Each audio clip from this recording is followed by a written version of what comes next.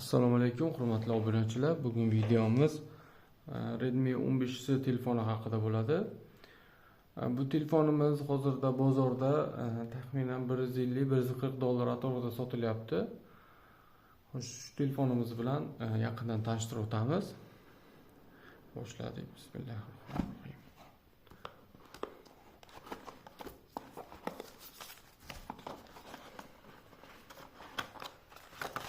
Telefonimizda o'zini zavodskiy chexoli bor. Hozir Redmi'lar arzon telefonlarga chexol qo'ymasdi.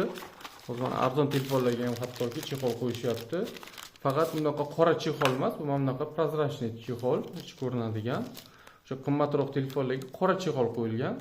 Bunda oq chexol. Bu ham yomon emas, ishqilib oldin shu chexol ham bo'lmasdi arzon telefonlarga. Hozirda arzon telefonlarga ham shu chexolni qo'yishyapti.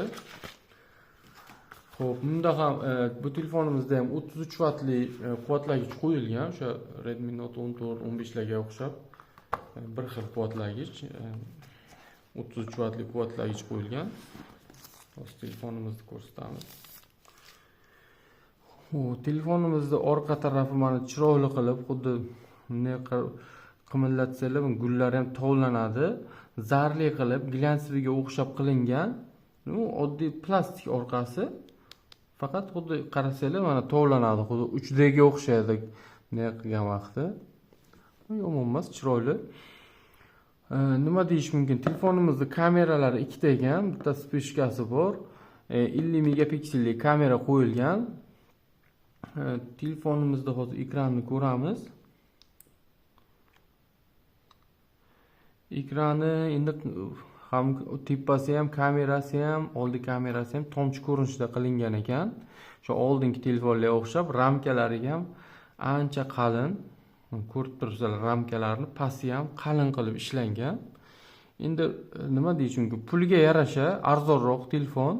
Endi juda o'rta hol deyil bo'lmaydi, o'rta holdan sal pastroq. Bundan ham arzon telefonlari bor, Redmi A5 telefonlari.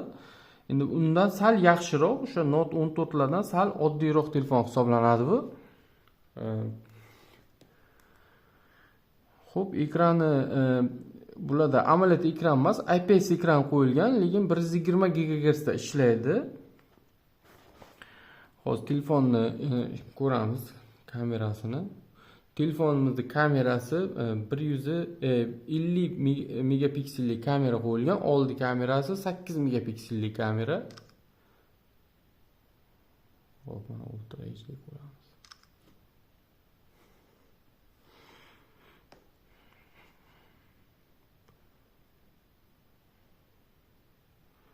Nastroyed. Hop, hozir разрешениясini olamiz telefonni. Foto, video, полнода, постоянно полный доступ. Хоп, назад. Yomon emas.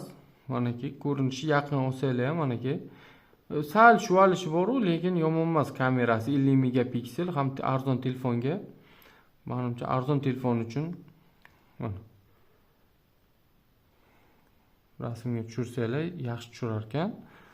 Xo'p, endi hozir videosini ham bir tekshiramiz. Menimcha videosi o'sha tiniqli ham mana oddiy ekan.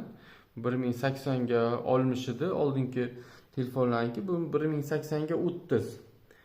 Xo'p, avtostabilizatsiya funksiyasi yo'q. Bo'ladi. Endi nima deydi? Puliga yarasha qolgan funksiyalari o'sha qolgan o'sha Redmi Note 14 bilan qolgan hamma narsasi o'sha ishlashlari, funksiyalari bir xil. Mana ko'rib turibsizlar. Bo'ladi, yomon emas o'z uchun ishlatishingizga, lekin kamera mana olishi mana shu holatda. Rasmi lekin bo'ladi. Rasmini yana bir ko'rsataman. Menimcha shu Redmi Note 14 lardan qolishmaydi kamerasi. Rasmga tushirishlari mana tiniq. Men bilmadim, mana bir qizil rang qanaqadir oldin shu Note 15 ga tushirganimizda juda zo'r tiniq chiqqandi. Bunda sal xiraroq bo'lishi mumkin, lekin mana 10 ranglarni mana tiniq olib beryapti, detallarni. Juda yaqin qilsa sal xiralashgan, lekin mana shunday holatda mana chiroyli chiqqan ekran. U yomon emas. Xo'p, telefonimiz haqida nima deyish mumkin? Batareykasi eng nima deydi? Eng ustunli tarafi buni telefonimizda batareykasi 6000 amperli batareyka qo'yilgan. Ko'pchilik shu xohlaydi, batareykasi ko'proq ketishini, bir 2 kun, 3 kun ketishini xohlaydi. Agar shunaqa batareykali telefon qidirayotgan bo'lsanglar, mana arzonroq desanglar, mana Redmi 15 ni olsanglar bo'ladi. Telefonimizda protsessori MediaTek Helio G81 Ultra qo'yilgan. Bu oddiyroq protsessor hisoblanadi. Keyinchalik 1-2 oydan keyin sal qotib ishlashi mumkin. Chunki o'rta hol protsessordan yana ham oddiyroq hisoblanadi.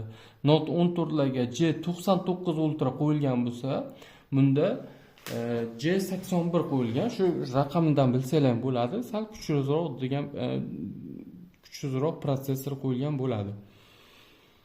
Xo'p, telefonimiz umumiy holati yaxshi, ko'rinishi orqa taraflari ayniqsa chiroyli qilib ishlangan, lekin mana bu glansiy qilib ishlanganlari, mana bunaqa xuddi tovlanishlari menimcha chexolday ko'rinmaydi. Endi chexol aytmoqchi, uzun chexolni qo'ysanglar ko'rinib turadi, chunki o'ziniki o'sha ichi ko'rinadigan chexol ekan.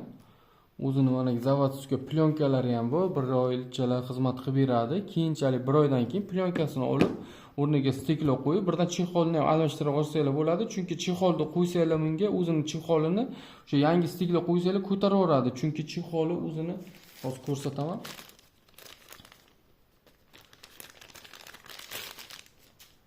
Qirrasi, mana e'tibor qilsanglar, qirrasi mana bu yoqqacha chiqib kelgan. Shu sotib oladigan chexollari, shu ko'chalarda, do'konlarda sotiladigan chexollar mana bu qirrasi bo'lmaydi, mana bu yoqqa chiqib kelmaydi. Bu tarafga sal ochiqroq bo'ladi.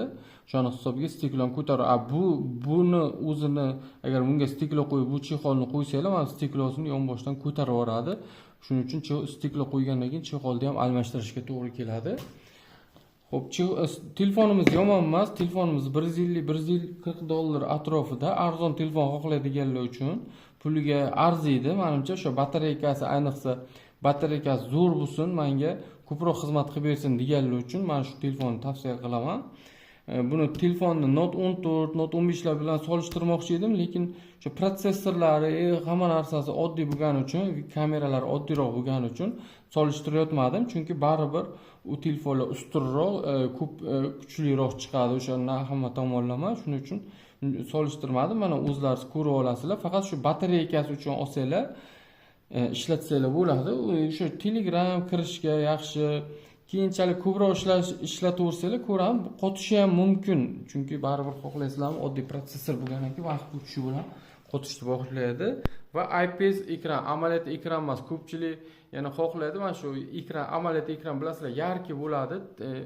O'sha ko'zga zarar ko'proq bo'lishi mumkin. Shuning uchun agar IPS ekran bo'lsa, sal xiraroq bo'ladi, o'sha o'tkir rangi. O'sha agar IPS ekran xohlaydiganlar uchun mana shu telefonni olsanglar bo'ladi, tavsiya qilamiz. Xo'p, videomiz yoqqan bo'lsa, like, podpiska bosishni unutmanglar. Keyingi videolarda ko'rishguncha xayr, sog' bo'linglar, salomat bo'linglar.